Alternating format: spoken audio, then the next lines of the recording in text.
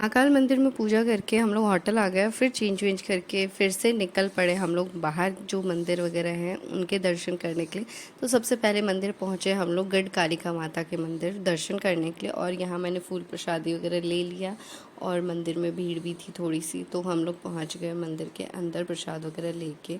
और मंदिर में आपको मैं दर्शन करवाती हूँ क्योंकि यहाँ कैमरा वगैरह अलाउ था, तो मैंने आपको भी दर्शन करवा दिया। ये माँ गढ़ कालिका हैं।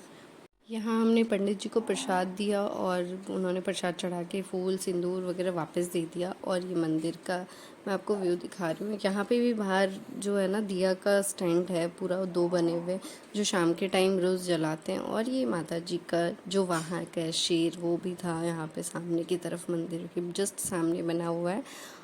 और वहीं पास में एक शिवलिंग भी था, तो हम लोगों ने वहाँ पे भी पूजा की। ये श्रृंगार और पूजा तो पहले से ही हो रखा था, लेकिन हम लोग भी, आप लोगों को पता है शिवलिंग दिखे और पूजा ना हो, ऐसा तो हो ही नहीं सकता। तो वहाँ पे हम लोगों ने भी पूजा की। और बाहर से ऐसा कुछ दिखता है मंदिर। और फिर हम जैसे ही मंदिर के बाहर आए, वहाँ पे गणेश जी महाराज के वापस से हमें दर्शन हुए।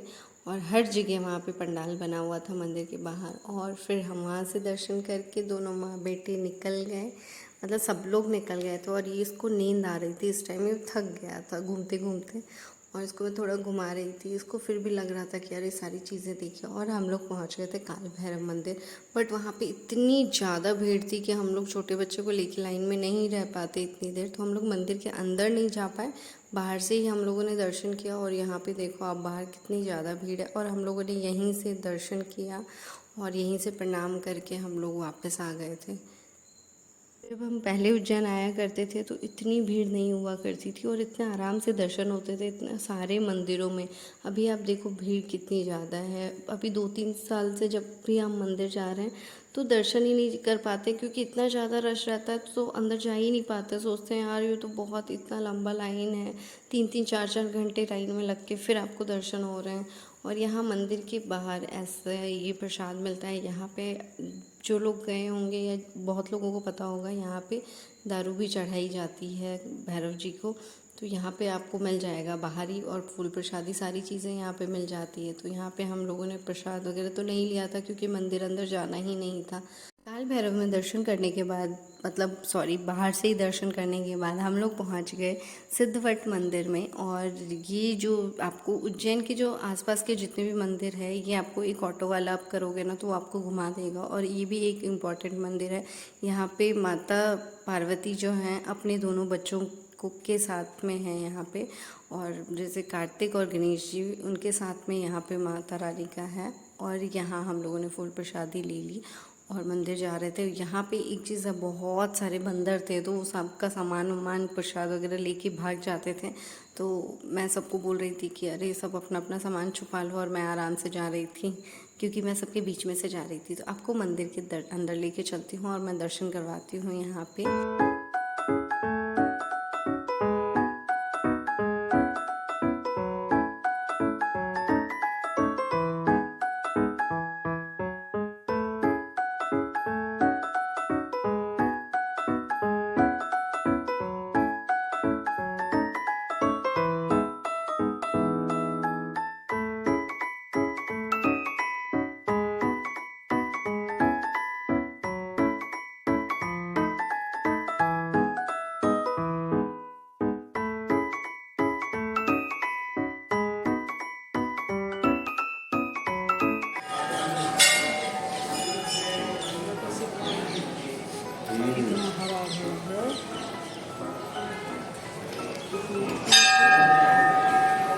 पापा कहाँ उधर ये रट्टी कहाँ के लगे नचो में। जितने भी मंदिर हैं वो शिप्रा नदी किनारे हैं, सारे मंदिर। आप सारे मंदिरों के पास में देखोगे शिप्रा नदी ज़रूर से ज़रूर मिलेगी आपको। और यहाँ हम लोगों ने दर्शन करने के बाद हम लोग पहुँच गए मंगलनाथ। ये मंदिर आप लोगों को, बहुत लोगों को पता होगा, जिनका भी मंगल ग्रह थोड़ा वीक होता है वो यहाँ पे मंगलनाथ की पूजा होती है। और भी बहुत ग्रहों की पूजा होती है यहाँ पे, तो लोग बहुत आते हैं यहाँ पे पूजा कराने के लिए। और अगेन यहाँ पे बहुत ज़्यादा भीड़ थी।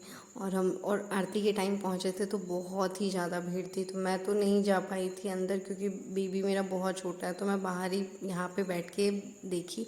और उसके बाद वहाँ से हम लोग निकल के पहुँच गए सांदीपनी मुनि आश्रम। और सांदीपनी मुनि आश्रम घुसते ही वहाँ पे गेट पे देखो आपको इतने सुंदर सुंदर यहाँ पे मिल जाएंगे सामान, बहुत सारी मूर्तियाँ थी अगर किसी को परचेज़ करना हो तो।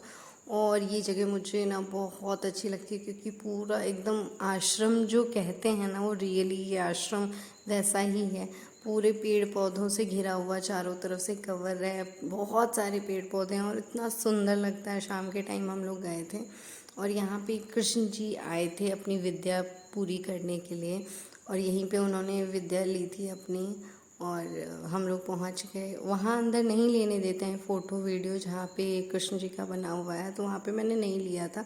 ये मंदिर से थोड़ा सा आगे आएंगे तो वहाँ शिव जी का मंदिर है और एक छोटा सा सरोवर भी है जिसमें कृष्ण जी कहते हैं कि कृष्ण जी जब स्लेट पे लिखते थे तो वो अपनी स्लेट वहीं जाके धोते थे, तो वो पूरा वहाँ पे बना हुआ है। और यहाँ पे एक शिव जी का भी मंदिर है, मैं आपको दिखाती हूँ। पहले तो इतना बंद नहीं था, पहले अंदर जाके पूजा करने देते थे, लेकिन अब कोविड के बाद से सारी चीज़ें बंद हो गई हैं, सिर्फ आप दर्शन कर सकते हो बाहर से।